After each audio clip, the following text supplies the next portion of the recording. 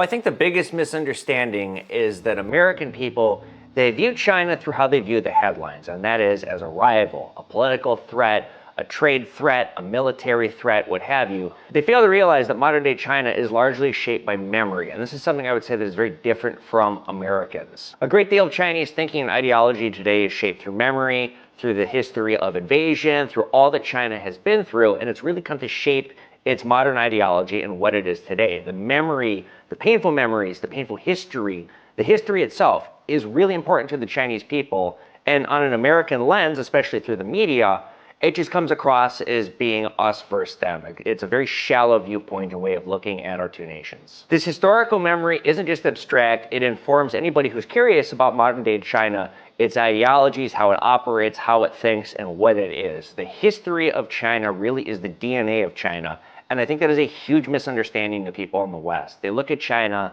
and they think this and that, but they don't really bother to get to the root of how it all got there.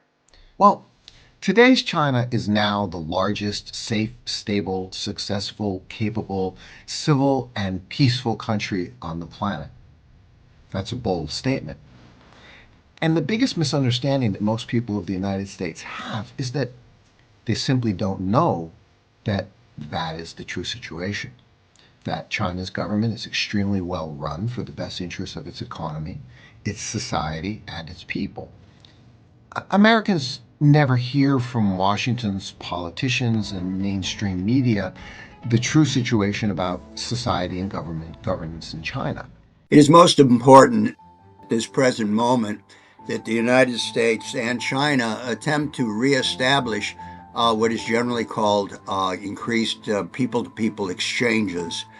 The importance of these type of exchanges creates an understanding among the general population of the intentions and the goals and the thinking of people in the other countries. And I think by focusing on facilitating greater exchanges in the area of tourists, in the area of students, in the area of even scientists and engineers wanting to work on projects in the common interest of both countries has to be a ground for creating a greater sense of understanding between the two countries. When Chinese tourists or Chinese students or Chinese engineers come to the United States, they should not be harassed at the airport. They should not be kept in waiting. There should not be overly extensive investigations of who they are and where they're coming from. Also, the fact that China and the United States are major scientific technological powers.